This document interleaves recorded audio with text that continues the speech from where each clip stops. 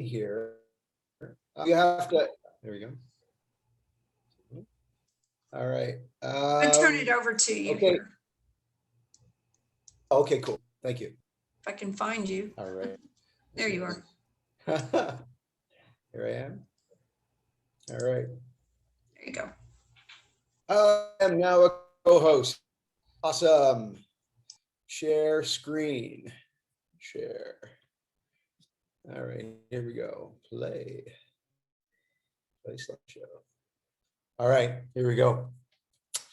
So before I start talking about the NeuroCross training overview, I wanted to share something I just came across on Friday. So neuroscience, of course, is evolving all the time. And this particular study was written up in the Atlantic. Some scientists discovered that what everybody assumed about neural pathways is once they were established, they were fixed. And basically as they became more and more used, there was more myelination and they became more efficient. In fact, what they found was that neural pathways for some things actually drift. They change over time. They saw with mice that their neural pathway changed from scent, and they notice this drift as they're mapping the neural pathway of this particular in this particular experiment. And then they saw that visual representations don't drift quite as much, but definitely they do drift over time. Now, the thing that I found particularly interesting about this was that these scientists basically said, look, we've got a lot of very great specific data that shows specific things. What we don't have really are theories that tie it all together that we can all agree on. I think in fitness, we've got a lot of that going on as well. We've got a lot of great specific information. We don't necessarily have the clear big picture overview that ties it all together in a way we could be confident is optimal practice. So anyway, I put that up on your radar. It's all these slides have links to these various articles. You might find that one particularly interesting. So here, this is really what I'm presenting today. 4 principles of theory. My background. So as I said, I've been designing training tools since 2009. My background is varied. I've worked with a lot of athletes, specifically in rugby, which is my sport, mixed martial arts, hockey, football, ballet. I've also worked a lot with therapists who are doing rehab and preventative exercises. Obviously, since 2014, I've been very connected to the Functional Aging Institute, also connected to the Medical Fitness Network. And so getting a lot of very interesting fitness needs and how these various practices are evolved and how these the different things that these practices bring to light, because there are aspects of all these practices that are obviously studied. Finally, I've been for the last several years very involved in the boot camp world and teaching anchor point training. I've done a lot of touring around, and boy, oh boy, this is the thing that I think I've enjoyed the most, is basically just getting out into the world and connecting with people. When I do an anchor point training workshop, which is a very mechanistic approach to teaching people how to work with anchor tools, it's a 4-hour workshop and we just go deep on progressions. One of the things I say to the people when we start is, by the end of this session, you're going to show me something that I've never seen before with these tools. And this is all I do, is work with these tools. And it's always true. Creativity, versatility, when you get working, there are so many ways to get things done. It's one of the reasons I came to believe that there was a need for a theory, that an overview of training practice that could point us towards what would be optimal practice for neural and physical health. I call it organismic health. First of all, we'll all agree adaptation is specific. This is an article of faith, and it's true, right? So we have, anytime we do anything, we have a specific adaptation effect. Whatever that specific effect is, if we're training for a specific intention or we're doing certain type of work, there is going to be a systemic impact of that work that maybe has a specific intention. Furthermore, there's going to be an organismic, there's going to be a global impact from that work as well. Typically in fitness, we talk a lot about, oh, well, if you do certain types of training, oh, it's so healthy for your brain. We're specifically trying to help people get stronger. And we're taking all that neural benefits as a good byproduct, right? Where really, if we're trying to train and help somebody live well and long lives, we really should probably be thinking of our training practice in terms of organismic results, optimizing the entire organism, if you will. We'll get further down that road in a second. A few more notes on adaptation. It's constant, right? We are in fact evolved to adapt, to be in adaptation constantly. If we're not in adaptation constantly, we're in a deterioration. Our bodies are made, in fact, to renew and regenerate themselves with movement.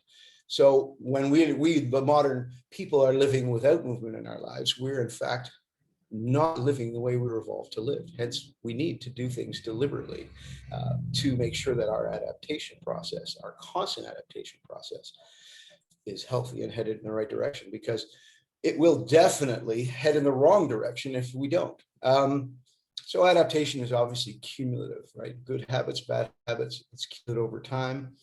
I think it's really key. One of the key things that we see in all the science in regard to neural health is that physical exercise has a cumulative effect on our neural health as well. And if we stop the consistent work, we see quickly that those results in some cases are lost very quickly.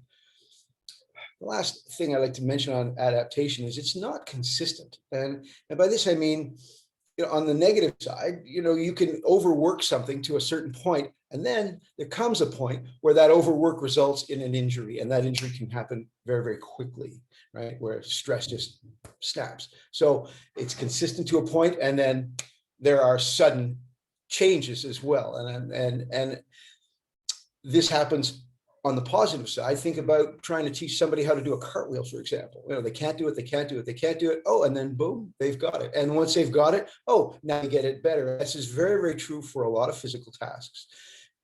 Acquiring the skill to do the task, right, sometimes requires a lot of failure before you have the breakthrough, and away you go. It is in the struggle of learning how to do things that's where the juice is. It's just like the struggle of trying to get stronger. That's where the work is happening. Physical adaptations tend to be temporary, and neural adaptations tend to last. And there are obviously, there are obviously exceptions to that, but it's interesting to note that that is the nature of adaptation in general.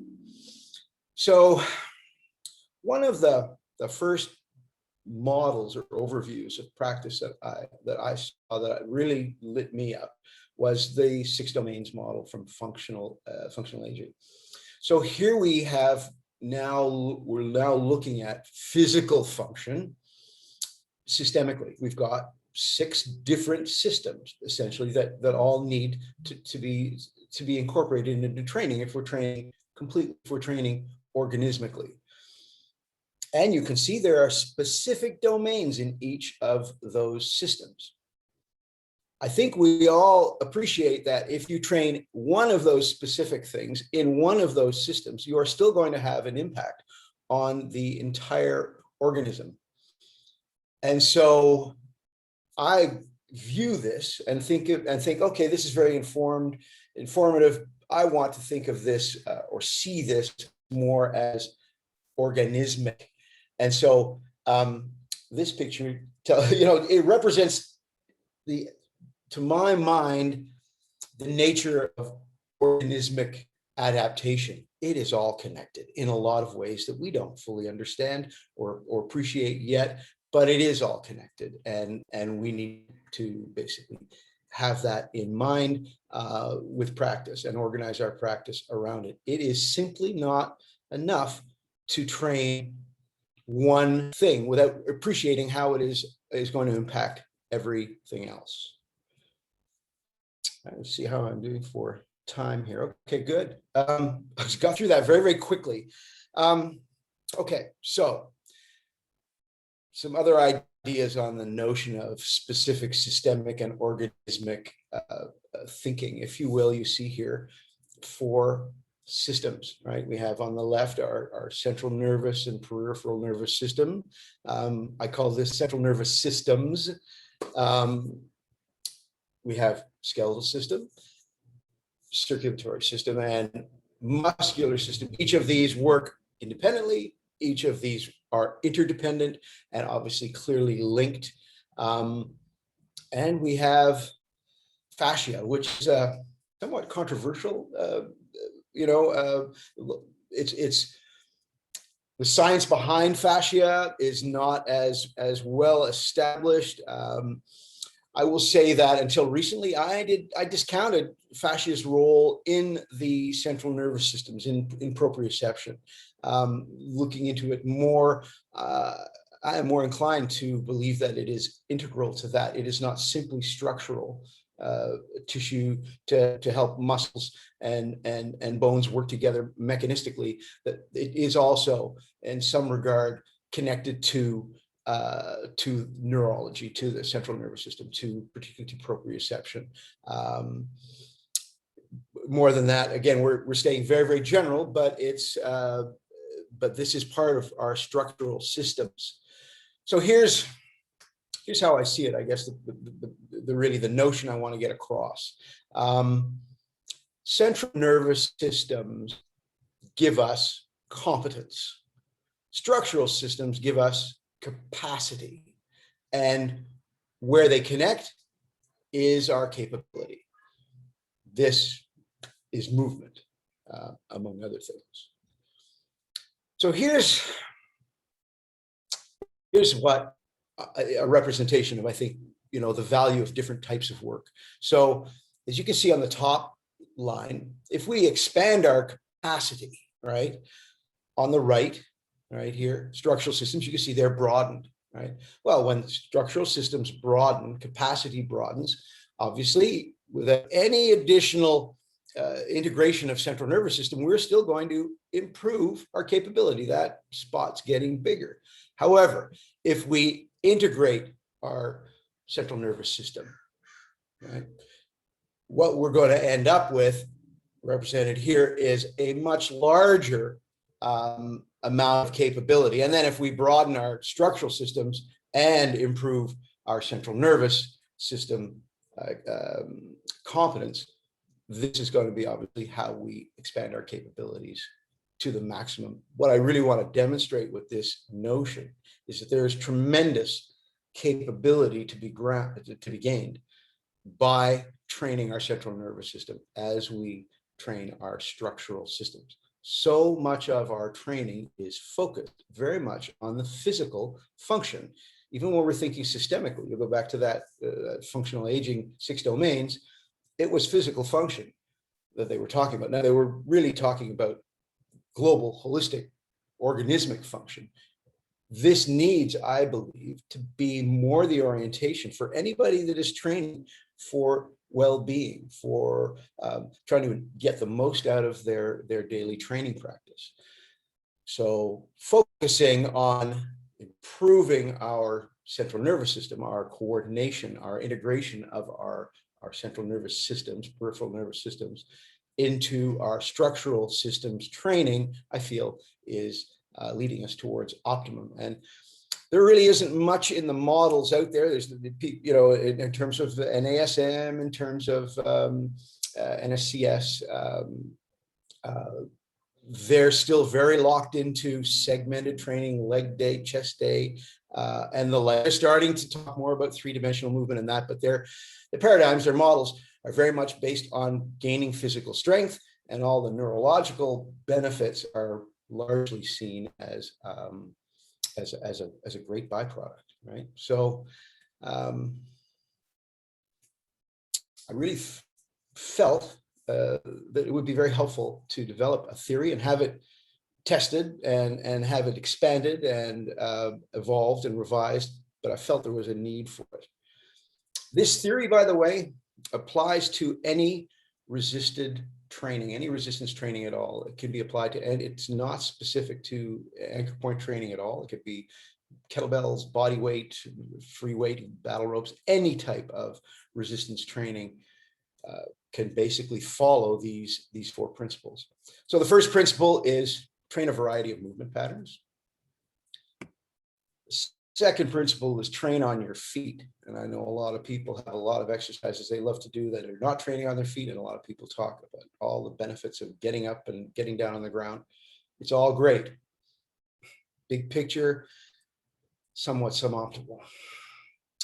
Principle 3, train appropriate metabolic variety. The science is showing us that various metabolic work rates are going to have different neural impacts, neural health impacts. We want to understand and appreciate that and use metabolic variety and not abuse metabolic training as well, which is very easy to do. And the fourth principle, which I have only very recently added to the list, and I'm early days on this, who knows, there might end up being 6 or 7 or 8 principles. I'm not ruling that out at all. The fourth principle is to train with sensory intentions. If we're going to train organismically, then we've got to be aware, of course, that all these different sensory, we have all the sensory input coming in to us, and it affects how our bodies react and how they can be trained. And so having awareness of what these things are and using them, employing them, incorporating them into our practice consistently, again, is going to help us evolve a more appropriate training. That's the theory. So movement patterns, for starters, what do I mean when I talk about movement patterns and training a lot of movement patterns? Well, first of all, movement at all, isotonic movements, right? Or not movement, but tensing against resistance isometrically, employing different timing, employing different intensities, right? Isolated and segmented upper and lower body work. Standing stances where you're moving your upper body, stances where you're isometric on the upper body and moving your legs, but fully engaged the entire body. Integrated work, again, full body work, different patterns, bilateral patterns, unilateral patterns, working contralaterally, working ipsilaterally. All of these different patterns are going to create different neural demands, and they're going to light up your tissues in different ways. They're going to ultimately amplify the adaptation effect. New work, fresh work, variety is more demanding than lots and lots of repetition. So we want to definitely favor more variety. Strength is a skill, without a doubt. And the more, but once you've actually got a specific pattern dialed with a certain amount of resistance, moving to a new pattern with that same resistance is going to be neurologically more beneficial than simply trying to now increase the load. So much practice is load centric. Oh, we can increase the load, we're making progress. That's great, but really the progress that we need to make is more competence, right? As opposed to more capacity. We want both, but you recall the volume of work is going to give us that capacity. We don't need to increase the load to increase our capacity, but we've had a very load-based mentality for a very long time. And really, when it comes to optimal load, progressing load is not necessarily the way to go. There's a picture very close to my heart, ground forces. This is the single most important, I would say, and most difficult for a lot of people to accept who are experienced trainers. Oh, you always got to train standing on your feet. I'm saying here's why you want to do that. First of all, your feet, the soles of your feet, have the majority of your proprioceptors. Majority of your neural sensory organs are on the soles of your feet. So anytime you're standing, you've got all that engagement going for you. That's neural load. That's very useful if we're trying to train neural health. Secondly, from a kinetic point of view, if you're training on your feet and you're moving resistance with your upper body, your entire body is having to coordinate and be engaged. So the kinetic neural demand of the kinetic load itself is also higher. Third, anytime you're on your feet, your body has got to be aware of where your center of gravity is. This is very useful for fall prevention. It's very useful for athleticism. It is neural work in and of itself. Finally, when you learn all the different ways that you can train standing on your feet with resistance, regardless of what it is, you realize that you have opened up the largest box, the largest library of versatility that you could possibly have, right? Because you can train from static stances, lunge stances, squat stances. You can use different types of footing and stability or instability on the ground. There are so many different ways to work that you can see if you make that part of your practice consistently. This is one of the ways that you can continually progress complexity of movement. Whether it's rows or presses or whatever it is, if you're training on your feet consistently and using that vocabulary, you're going to have a tremendous amount of versatility at your service. Metabolic dosage. There's a fellow, Michel Dalcour, Institute of Motion, has a great model, a 4Q model that he developed. And he has a great lecture on the specific, all the molecular pathways that are employed at various work rates. Just to say that work rate matters. Larger volumes of work are specifically quite useful for brain-derived neurotrophic factor. We've got a couple of studies on that further down in the slides. Endurance definitely has specific organismic benefits. One of the interesting aspects of endurance is it stimulates production of new cells, particularly muscle cells, more than short-term work. Obviously, recovery is fundamental, and the big one is consistency, consistency of work. So it's easy to get into an approach to training where you're, in fact, your work rate is suboptimal. You're working too much at high intensity, for example, and you're not working enough, moderate work, or you're not doing enough endurance, or there are lots and lots of ways, or you're pushing way too much resistance, and you're not actually getting the benefit of the volume work, right? There are lots of different aspects to this. This is only to say this principle, what your programming is going to be. You need to make that, but you need to be aware that there needs to be appropriate dosages, that one approach to work rate is not going to be sufficient to garner all the different benefits that are possibly there. Finally, sensory input. I had fun looking for these images. Visual. So something very interesting I just, again, last week saw, was new to me. Carl Sterling is a fellow that works in the Parkinson's field. And he had a client who was working with a walker, and she was having a very hard time moving her feet. He started putting colored dots in front of her feet, and she now had these dots to aim her feet at, and her pace, her ability to move improved immediately. It was quite remarkable to see. And so you could see that while she had the neural deficit to actually move that leg from her established motor path, right?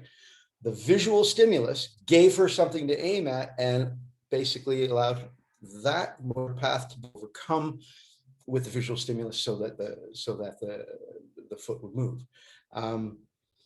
This really outlines, really points out, boy, how much we don't know about how the brain actually works and creates movements. by the way, it seems that motor pathways are generally fairly fixed. They don't experience too much neural drift. Proprioceptive, or the person that has really shown me a lot of proprioception is Emily Splickle, Dr. Emily, with her Naboso fabric. I've used it on my feet. I've used it on my hands. It's a remarkable material. It really opened me up to realizing that how you feel, how you experience texture is going to have an impact on the neural signal that your brain gets, and that is going to allow you to overcome or access more strength and more coordination. There are a lot of interesting things, specifically with proprioception coming. Auditory, well, boy, if you've ever worked out to music at the right pace, you know how helpful that can be. And so we can see both from our auditory stimulation and our olfactory stimulation that we can stimulate our sympathetic or our parasympathetic nervous systems. Again, these are things that you need to be aware of if you're going to be training completely, that there are things that can be done from a sensorial point of view that can be integrated into NeuroCross training, into a program that really has a very complete intention in terms of how it's going to train someone. So how are we doing for time? Okay, we're about halfway through. Excellent. So this is really the meat of it. There's a number of studies here that talk about it, and I guess we'll leave some time for about 10 minutes for questions at the end. This first study, they looked at thinking while moving versus moving while thinking. Okay, so follow me now. Whether the cognitive task is relevant to the movement task or beside it. We played a game where we were doing presses with lunges, and while we were doing it, we were reciting names that began with different letters of the alphabet, A, B, C, D, like that. Okay, that's not associated to the task, right? But it's it's challenging, and we felt that was good work, useful work. It is. However, if we're doing a physical task that also requires us to react to complete the task, or there's coordination involved, that's a different type of neural work associated with that task. And it is the contention of this paper that is in fact beneficial. Cognitively demanding exercises basically are more beneficial, whether it's acute or chronic exercise. That is different, basically, again, different metabolism. High cognitive coordinative exercises are seen to be more and more the way to work. This is this great little graphic that's in your slides. It sort of looks at the idea, and on the left you can see the sequential notion of exercise, physical exercise, cognitive. What's the optimal order? They're saying, look, physical exercise facilitates neural development. Cognitive exercises guide that. So hence neuroplasticity. When they're trained simultaneously, basically they're saying, look, you have the guiding effect and the facilitation are together, and you are going to get enhanced neuroplasticity. This is essentially their point of view on it. And they state in this article, they basically go back and look at they connect a number of other dots to make this case, right?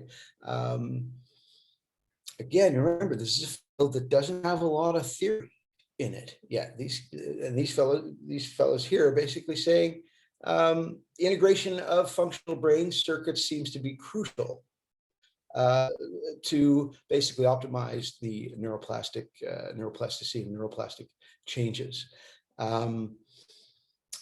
The last line here, stabilization of central nervous system structures is likewise important to ensure good brain function. Well, turns out stabilization might not be the right word, because obviously we've got drift. So again, you can see the bias towards thinking of neural pathways as being fixed, when in fact they're drifting to some extent.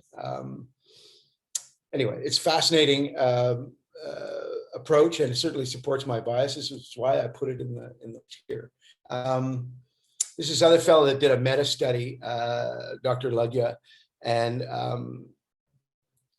I bring this here, put the link there for you. His point at the end of, and it's quite an extensive study. Obviously, you're getting little clips from the highlights here. To coordinate during sport seems to be even more important than the total volume of activity. Again, we're seeing more and more evidence driving towards the idea that coordinative exercise is going to be optimal for neurological health, getting the benefits of neurological health with resistance training. Boy, again, a bunch of different studies. The ones I picked are among the most recent.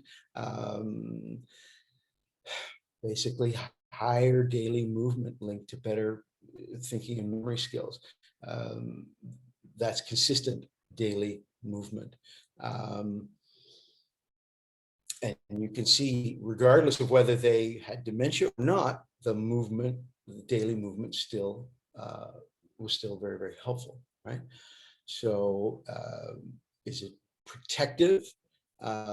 Is it, yes, obviously it is. This one was interesting because this was actually, their findings were all based on autopsies. They studied, I think it was about 500 people in the study. And they found that even people whose autopsies said that they had, fairly advanced dementia, if they were movers among the high mover groups, they were highly functional, when they passed. So they found that was quite interesting, that dementia didn't impact these people as much, even though from their autopsies it was apparent that they were in fact significantly impaired physically. This is one of my favorite studies of all time because it supports every bias I have in training. Basically, the overview is the more variety you have in the program, the more ways you challenge your tissues to adapt, the healthier it is for your body, your capabilities of your body, and your ability to move. Here, he talks about the control theory, and basically, as you learn movements, right? In the beginning, your brain doesn't have a strong neural pathway to create the movement, and movement is limited, it's controlled, it's not smooth. As the movement becomes more familiar, the gap reduces and the freedom of movement increases, and so movements become more smooth and more coordinated. I talk in the NeuroCross training program about form not being critical, right? Obviously, you need people to have generally well-cued form, but in the beginning, particularly moving resistance standing on your feet, people are going to be herky-jerky. They're going to take a while to get those movements and to be able to execute them cleanly. And once they can, then that's time to progress them to another level of coordination, another level of maybe some choreography or some reaction or different angles of work, etc. But that's the notion of progressing people. So it's not specifically designed to help people be able to push or carry more load. That will happen if they're consistent regardless. But it is how to be able to move that load in a lot of different fashions. That's the ticket if you want to optimize neural health with physical training. So they're basically taking that position here. I love this little list here. We'll go through it. So variable loading may be effective in 3 ways. Small variations in the magnitude, direction, and rate of load provide a degree of stress shielding of tissues from repetitive loading. There's a certain truth to that. They also, again, this is all may and could, and nobody's saying for sure, but the thinking here is small variations can promote greater mechanotransductive effect. So basically a broader stimulation of mechanoreceptors, right? All different, where your muscle is connected to your peripheral nervous system, there are motor units that drive. The more angles you work at, the more motor units have got to fire to create the contraction in the muscle. So broader radiation of a muscle, broader movement patterns is going to basically hit more of those mechanoconductors. So the more you train that variety, the more activation you get. Obviously, it's a higher neural load, and I think it prepares the tissues for variety in all regards. Remember, strength gain is cumulative with volume, right? So again, the idea of, I'm going to pick up a little more, and then in 2 weeks, you're going to pick up a little more, and then in 2 weeks, you're going to pick up a little more. If that's the mentality of the training, of course, it's all good. It's, but it is not actually optimal for what most people are looking for, which is a better ability to move, more coordination, longer lives, longer mental health, and more capacity to use the strength that they have. So there you go. That's the overview on that. This is one of my favorite little graphics, optimal versus suboptimal loading. Again, this overview suits my biases in terms of physical movement and the benefits of all of that. They've certainly hit on the idea of maximizing neural overload, and I think they're definitely on the right track with this. So it's a big one that suits my biases. So here we get into the weeds a little bit of motor skill. In fact, what they did in this experiment was, first of all, they got the mice to run on a wheel. So they got them working, right? And then they challenged them to do something that required a little more coordination. And they found that the mice that had already done some exercise on the wheel were better at executing the other tasks than the mice that didn't, right? And then they actually looked at their brains and recognized that their neurons were changing, right? So they were changing to basically, this was again plasticity being observed effectively with as you see in this graphic. So the more exercise seems to make the motor neurons more plastic, and therefore more capable of learning. Right? That's basically the upshot of that specific study. Okay, so BDNF. It's a great graphic. I put it in here and I said, oh, look at it. You can geek on it a bit. So the brain-derived neurotrophic factor, what they see is there's a deficit of this particular compound in people who have neural deficits, dementia and Alzheimer's. It is a building block for neural pathways for new brain cells. And what they've found is that exercise, particularly resistance training, stimulates, amplifies the production of this. And they have been looking, scientists have been looking very, very hard at what type of exercise is going to give you the best bang for your buck with BDNF. And where is this BDNF actually coming from? And it comes from a number of different places. But one of the places it comes from is from skeletal muscles and from your vascular endothelium. Which basically means when your muscles work hard, you're going to get more BDNF into your bloodstream as a result. But as they went down this rabbit hole, they found some pretty interesting things. First of all, and I have recently the first studies I read on this BDNF indicated that it was only high load. It was high load training they were looking at.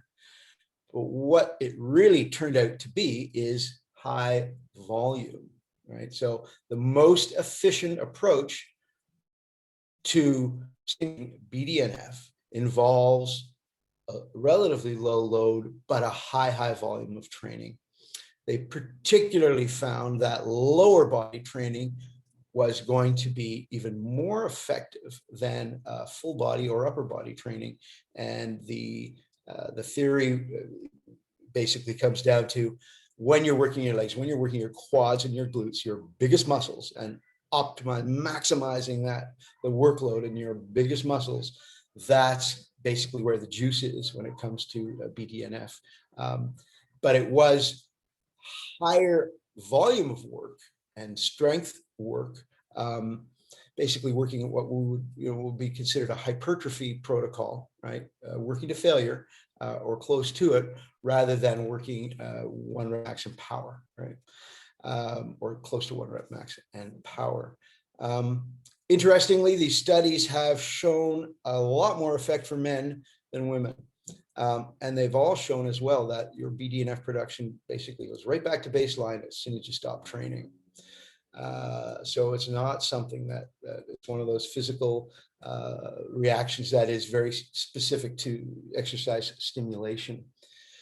So what's interesting about this? This is the last one on BDNF. I put it up. So when they were trying to get at what type of protocols would optimize BDNF, they created a study, and they also used 2 different tests. The Wingate test is basically a 30-second anaerobic, go for broke, gas out 30-second test. Graded exercise is they continually add resistance until you finally gas out. So Wingate is far more anaerobic. It's a lot more like powerlifting. It's very quick and brutal. Graded exercise is more run you to exhaustion. The reason these 2 tests were interesting is what they found. Okay, so top left here is the beginning of the protocol. There are 4 test groups here. This was a functional training group, a little bit of resistance. Again, they consider these all to be high intensity protocols. The high intensity power was more like a CrossFit group. The high intensity interval was more of a boot camp, body weight boot camp. And then the high intensity interval was basically, going for a high intensity endurance was more like how fast can you run at basically something close to 80% of your max heart rate. So the group that worked power, which was the group that worked their legs the hardest, had the best results, right? And they stayed consistently in all the groups, right? This is 0, and this is after 9 weeks of training. What is quite interesting here is these bars are tests. This is the GXT test, and you can see that after the session, their test results went a little higher with the GXT test, but they were all sort of in keeping with the result that the group had already established. When they did the Wingate test, right, you can see immediately after that hard anaerobic workout, BDNF plummeted, right? So my takeaway from that is, if you're looking for BDNF benefits, don't be doing anaerobic work to exhaustion. I think work to exhaustion is quite useful systemically for other things, but it's not going to help you out at all if you're looking for amplifying BDNF. What BDNF needs is volume. It needs to work your biggest muscles, and it needs to work them to as you can get. So I'm thinking, squats with some sort of upper body work, lunges, but just getting those legs gassed out over a period, and not over a period of 5 or 6 reps, but over 20 or 30 reps. one of the aspects of metabolic benefits of training, of course, is the oxygen. Your brain consumes 20% of your oxygen. It's quite remarkable. In fact, I don't know if you've heard the stat on chess players, but chess players can apparently burn thousands of calories in a chess match just sitting. So if you're making people really think in their workouts, you're probably getting a little extra calorie burn as well. Anyway, this particular, some of the very first studies on burn fitness were all about, more oxygen to the brain. And so here's a specific study that they basically showed and mapped out, that they could see specifically that, yeah, you're absolutely right. The brain is getting more oxygen, and it's actually helping the brain be healthier when you're doing, when you're creating and training aerobically. Dosage, brief exercise enhances memory. So just a quick session of exercise enhances memory. It also enhances creativity. It was a simple memory test done that they worked with a group, and they had it was a word association, and they had two groups. One group went, they given a word. One group went for a walk around the block, came back and did a word, as many words as they could associate with that word. The other group didn't have to walk around the block, got the word, and then they did the same thing, and the groups consistently that moved came up with more words. So you can see brief exercise is going to have an immediate impact as well on memory and creativity. The last experiment here, basically looking at long-term memory and protocol sort of over the long haul. And the finding was that moderate exercise was the sweet spot. All right. So 3 experiments. They also compared to passive rest and active rest. And they found that, in fact, passive rest, again, was more useful than active rest. In other words, having that time to breathe and take that engaged parasympathetic nervous system was also as well. So there you go. I think we're done with those articles. Just a few things. How are we doing for time here? Oh, good. We're pretty much on time. Yeah, a few offers for you folks. These will be in your slides. There's a link to the NeuroCross training, volume 1. It's bands and suspension progressions of several more volumes that will be coming out over the next 2 years. This is also available as an app on FitBanks. So there you go. It's free. Also, I have a little book of motivation that I wrote a couple of years ago. It's a very short, quick read. If you pick up one thing out of it, it'll be a very helpful thing, because these are all basically motivational perspectives on mindset and some of the things I've learned along the way from rugby and positive psychology and different things like that. Anyway, let's connect. NeuroCross training on Facebook, Anchor Point Training on Instagram. And if you want to go to the website, you can use the promo code FAI this weekend. You'll get a 15% discount on any of the gear. We've just repriced everything. So if you're out there in the world and you're interested in getting some Anchor Point gear, super. It's going to be a good weekend. And those are the basic principles. And I have got 10 minutes left for any questions, comments. Any folks got anything? Hi, Chris. You had one comment a little while ago, and they wanted to know how much oxygen does the brain consume? They missed your percentage. I think you gave a percentage and they missed it. 20%. Say that again. 20%. 20%. Okay. 20. Yeah. And then another question about finding the links to your books, but I think you just put those up. And there's a question, somebody's asking, what is a good starting package for anchor point systems? For your, I'm guessing your straps and your training systems. Sure.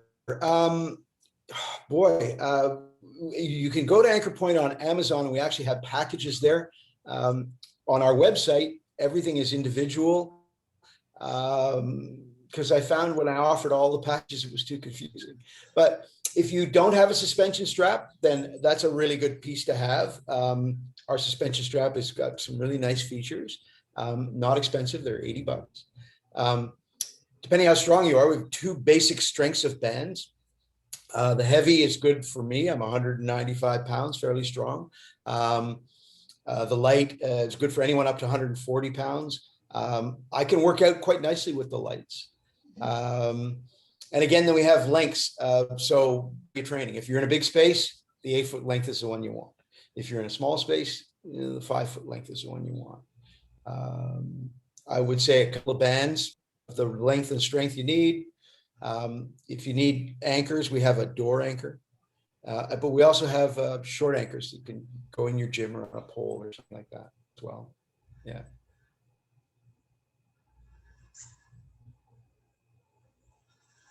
Lots of content, lots of ideas, by the way, on the website as well. Lots of videos. And on the NeuroCross training, on Anchor Point training on FitBanks, FITBANX, there's a free app there as well. It's about 100 exercises as well, and loads of workouts.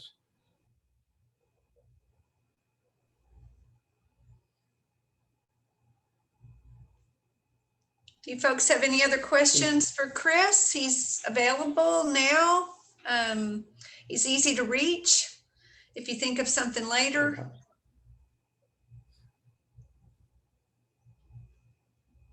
Let's see. You've got someone is just telling you it's awesome and that they enjoyed the exercises yesterday also. Oh, super. Thank you. We've got some thank yous coming in. Okay, here's another question. Can you do the exercises with your eyes closed? Any thoughts? Oh, yes. Of course. Of course. So yeah, here's what we know. If you're going to train with sensorial intentions, sensory intention, then if you're doing a certain exercise and you've got somebody that's got balance issues and you tell them, okay, you're doing this, you're very, very confident. Okay, close your eyes. Now try and do that row balance with your eyes closed.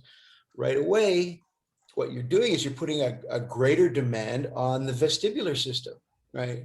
And proprioception. Particularly your balance has got 3 elements, right? Your proprioception tells you where you are in space. Your vestibular system, which gives you your balance in your ears, and then visually.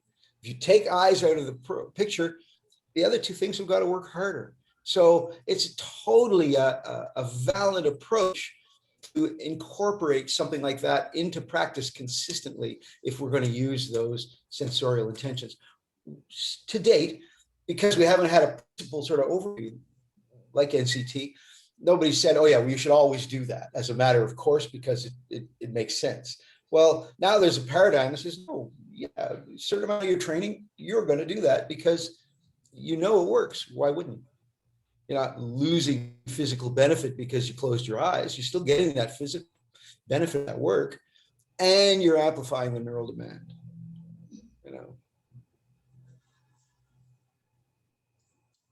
So yeah, good question, good idea.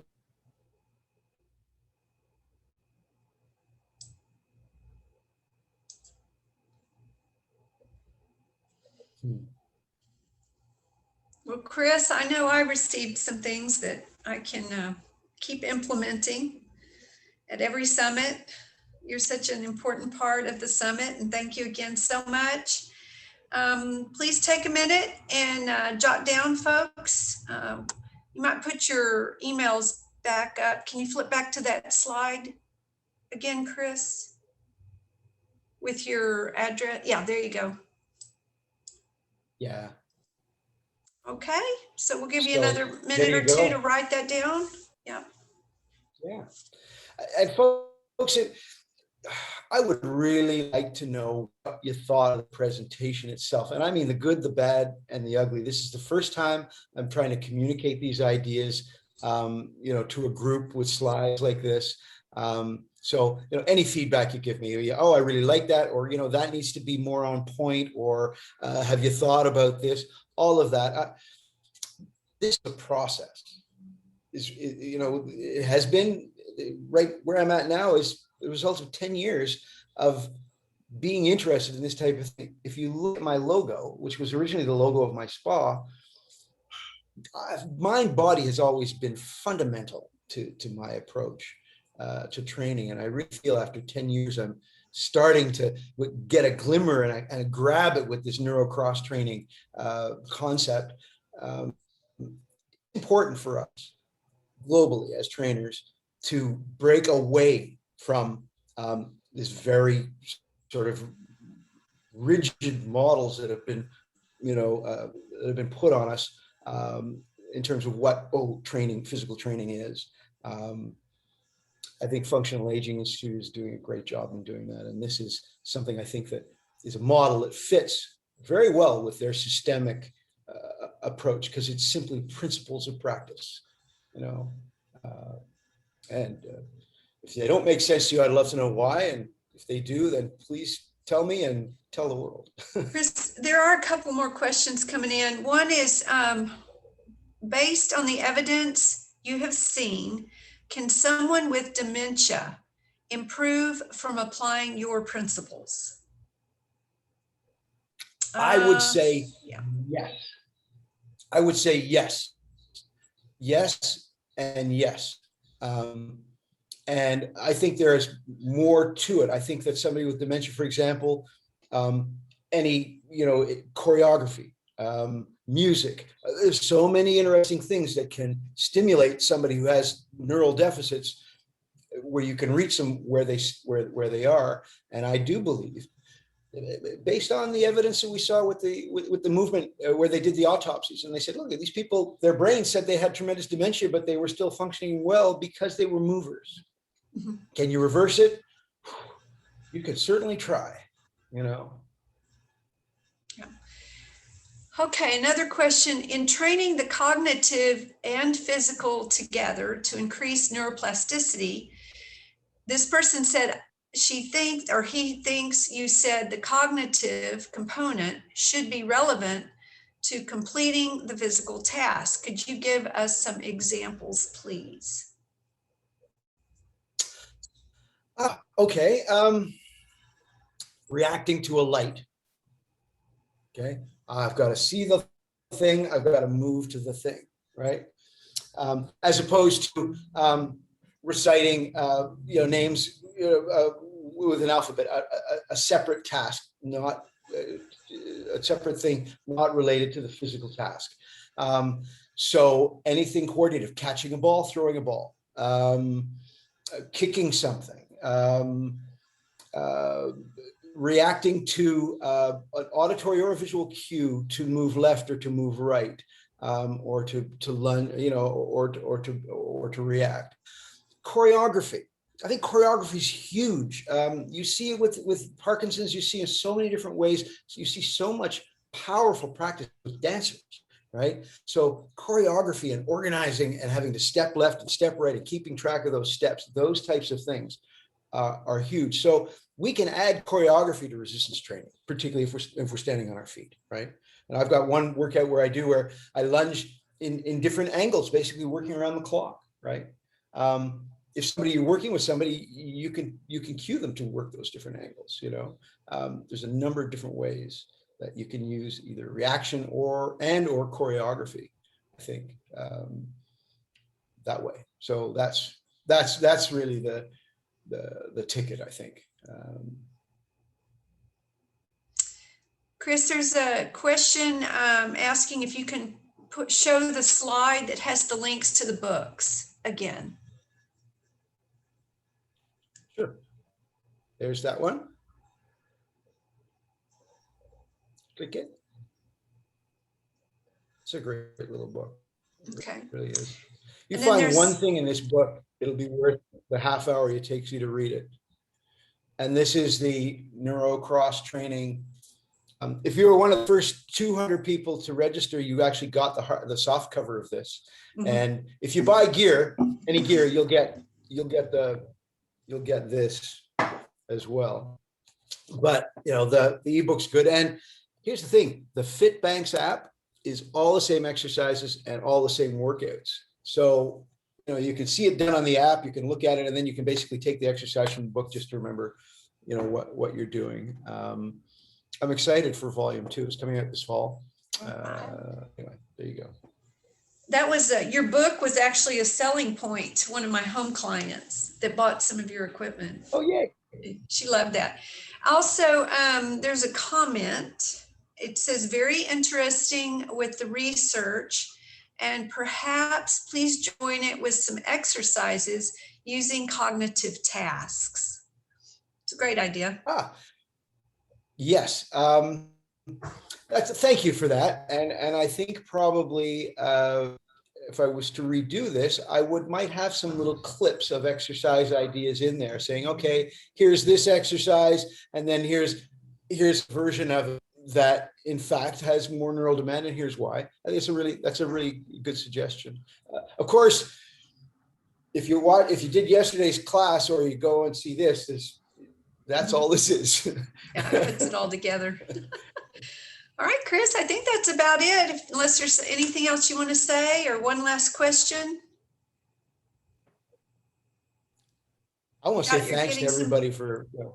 being here. Yeah. Getting some Comment nice if you dug thank it. If you think I'm on the right track, please say so, right? And support it, because things don't get traction without some people actually stepping up and going, I heard that, and you know what? That makes sense to me. You know, and that's basically the fuel of the fire that keeps the thing pushing along. And anybody has any connections in the research world, this is a research project, you know, ready to go, ready to happen. You know, I'm hoping to get something going here in Long Beach. Actually, I'm offering the program here, the NeuroCross training and the anchor point to the local college here. What is it? University of California, Long Beach. Yeah, so there you go. They have a kinesiology program there. So that'll be interesting to get in front of the students and see what they've got to say. Yeah.